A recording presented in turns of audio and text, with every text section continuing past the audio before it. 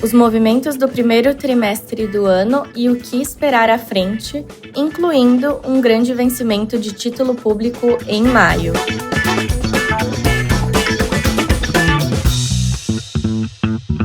Bem-vindos e bem-vindas ao Mind Asset, podcast da Itaú Asset. Eu sou a Clara, do time de comunicação, e nesse episódio a gente vai falar mais sobre o que movimentou o primeiro trimestre do ano e o que deve estar no radar dos investidores para os próximos meses. E para isso, hoje eu conto com a presença do Renato Eide, que é Head de Estratégias Indexadas e ESG aqui na Itaú Asset. Então, Eide, seja super bem-vindo novamente ao Mind Asset. Obrigado, Clarinha. Baita oportunidade da gente fazer um papo relevante para os nossos investidores e colocar em perspectiva o que a gente está vendo aqui para os próximos meses em termos de investimento. Maravilha. Então vamos lá, vamos começar falando sobre o primeiro trimestre do ano, né? Que foi um período marcado por incertezas, o que sem dúvidas afetou os ativos de risco. Então, Eide, eu queria que você desse um panorama do que foi esse período aqui, né? E quais investimentos saíram vencedores. Legal. Acho que, apesar da gente estar em abril de 25, né, quando a gente vai fazer essa retrospectiva, parece que a gente já tem um longo caminho percorrido, dado tudo que a gente tem vivido, né? As diversas peças desse tabuleiro têm se movido de forma extremamente dinâmica, né, e uma amplitude que a gente poucas vezes viu ao longo aí dos últimos anos. Quem diria que nessa turbulência desse período, a Bolsa, né, teria sido a classe de ativos com destaque, né, quando a gente pensa aqui no mercado local. Então, a gente tem uma performance relevante, e quando a gente olha para outras classes de ativos, pensando aqui na renda variável. Acho que questão de preço, né, muita gente fala, né, o preço dos ativos está em níveis super interessantes quando a gente olha em patamar histórico, né, e a gente tem aqui uma perspectiva de uma taxa Selic terminal menor, né, em função de todo esse contexto global que a gente tem vivido. Então, acho que isso acaba dando uma sustentação maior para essa classe de ativos. E quando a gente olha no cenário externo, claramente ativos, por exemplo, como o ouro, né, que são ativos que trazem a diversificação, a descorrelação para os portfólios tradicionais, tem apresentado uma performance super interessante. Hoje você já vê algumas análises projetando o ouro a 4.000 onças para o final deste ano. Então, acho que, resumindo, né, tudo que a gente passou, né, até aqui, não acho que vai ser algo passageiro, né, acho que a gente vai ter que aprender a lidar um pouco com esse ambiente de maior volatilidade e reforça muito o que a gente tem sempre dito sobre a importância da diversificação. Sem dúvidas, né, Eide? Acho que o ponto da diversificação é um que a gente sempre bate na tecla aqui, certo? Perfeito. Gosto muito de trazer, por exemplo, a questão do investimento internacional, né? Não tem sido o destaque em termos de performance, a gente tem tanto essa turbulência dos mercados internacionais pegando muito nos índices, né, o S&P caindo, os índices de tecnologia também retrocedendo um pouco, mas quando a gente olha num contexto dos últimos anos, de fato, o investimento internacional foi algo extremamente relevante na composição de portfólio. Isso significa que não é mais, que a gente não deva mais ter essa parcela do investimento internacional?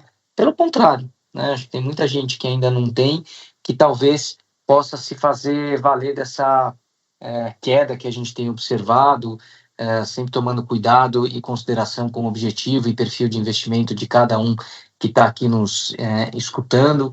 Então, eu acho que a diversificação ela é o único almoço grátis que a gente tem dentro do mundo de investimentos e ela não pode ser algo temporal, né? Então, hoje eu estou diversificando com investimento internacional, olhando mais para frente eu não vou ter. Quer dizer, a gente tem que pensar de uma forma mais perene nessa questão da diversificação, indo até um pouco além, né? Pensando naquilo que é core dentro do nosso portfólio e o que aquilo pode ser uma alocação um pouco mais satélite, e satélite aqui a gente está querendo trazer um pouco de materialização, o tamanho dessa posição, quando a gente pensa em ouro, em Bitcoin, né, que muitas das recomendações oscilam aí em torno de 1 a 3% para esse tipo de ativo dentro do nosso portfólio.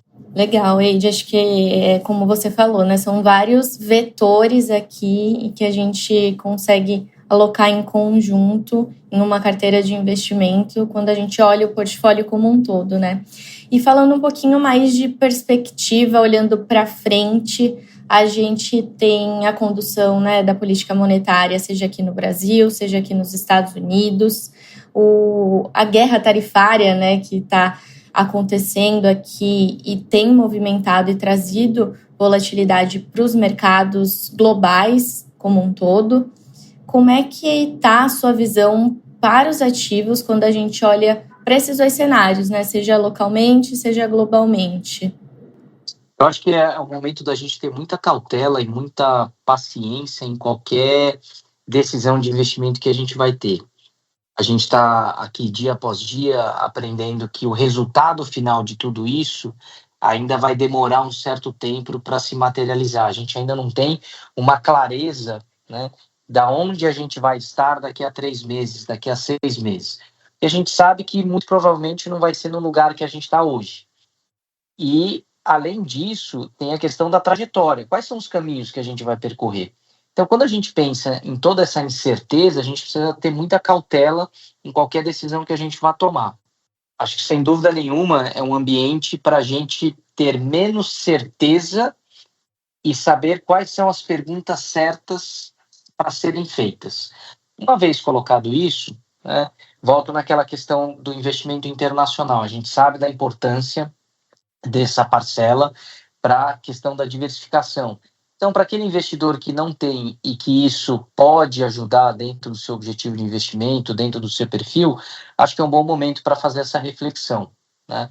Isso olhando a questão do mercado internacional. Quando a gente vai para o mercado interno, todo esse debate da Selic terminal e qual o efeito desse contexto internacional na trajetória e na condução da política monetária interna, eu acho que é algo super importante. E, dentro disso, já trago aqui a questão dos ETFs de renda fixa, que podem ser também uma alternativa interessante para o investidor.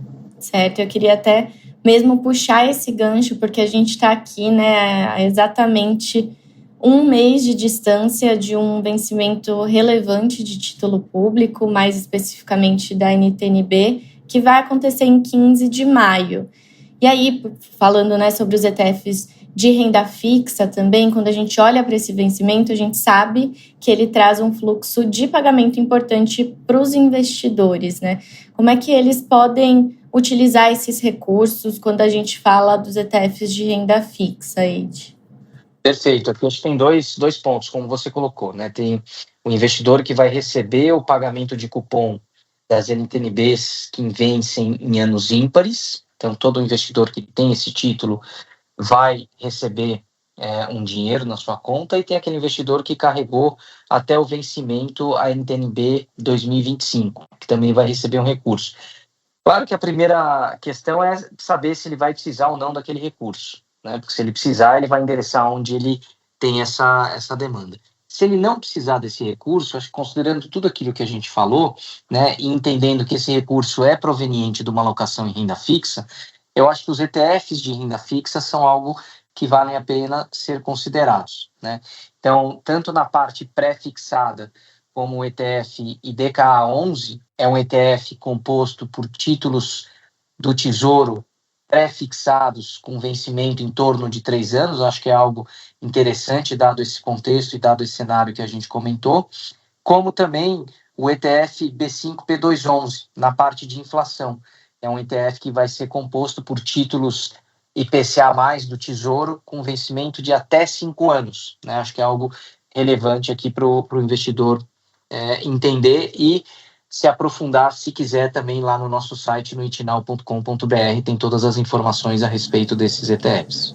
Uhum. E só para a gente relembrar também, quando a gente fala de ETFs de renda fixa, a gente está falando de um instrumento que traz diversas vantagens, né? Principalmente as tributárias para os investidores, né?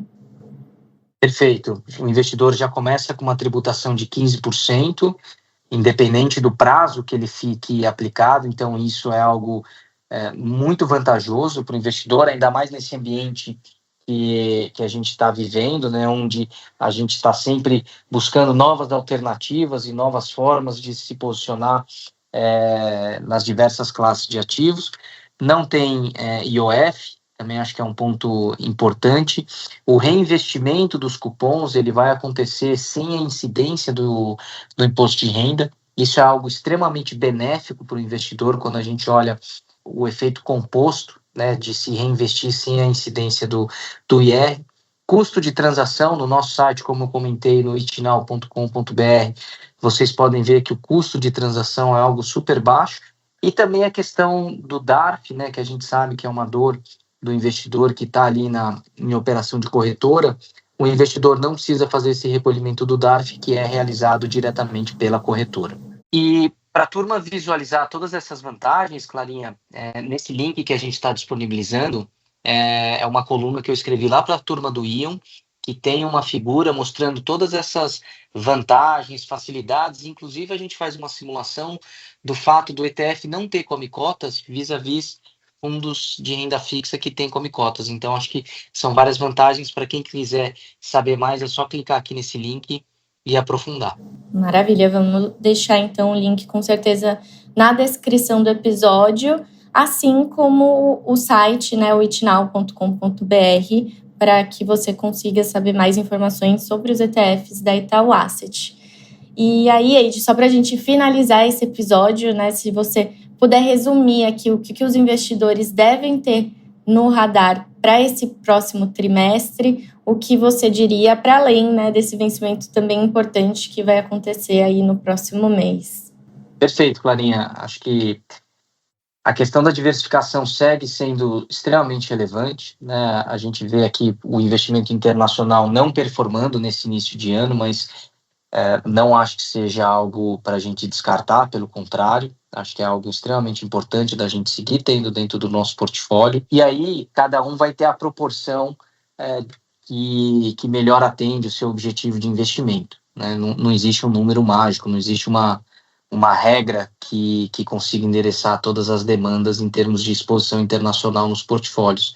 Acho que os ativos como ouro e Bitcoin seguem tendo seu papel importante da questão da diversificação e da descorrelação que eles têm com os ativos internacionais, então também não dá para tirar o olho dessa bola. E quando a gente vai aqui para o mercado local, a gente falou do destaque, né, que a renda variável teve nesse período mais turbulento de início de 2025. Acho que olhando para frente não dá para tirar o olho dessa bola. A gente tem as diversas partes, né, como a gente falou, desse tabuleiro seguem se alterando de forma significativa.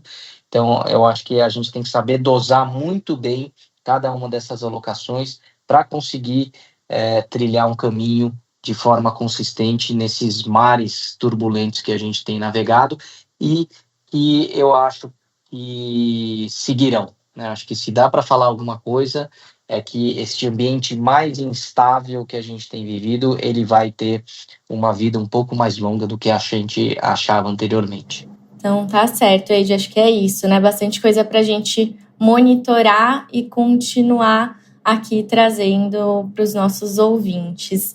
Te agradeço pela sua participação. Eu que agradeço a oportunidade, Clarinha, obrigado pelo papo e em breve a gente volta aqui para trazer mais perspectivas aqui para os nossos ouvintes. Com certeza, com certeza. E para você que nos ouviu até agora, se você ainda não segue o Mind Asset, aproveita e já nos siga para não perder nenhuma das nossas atualizações. A gente se vê no próximo episódio.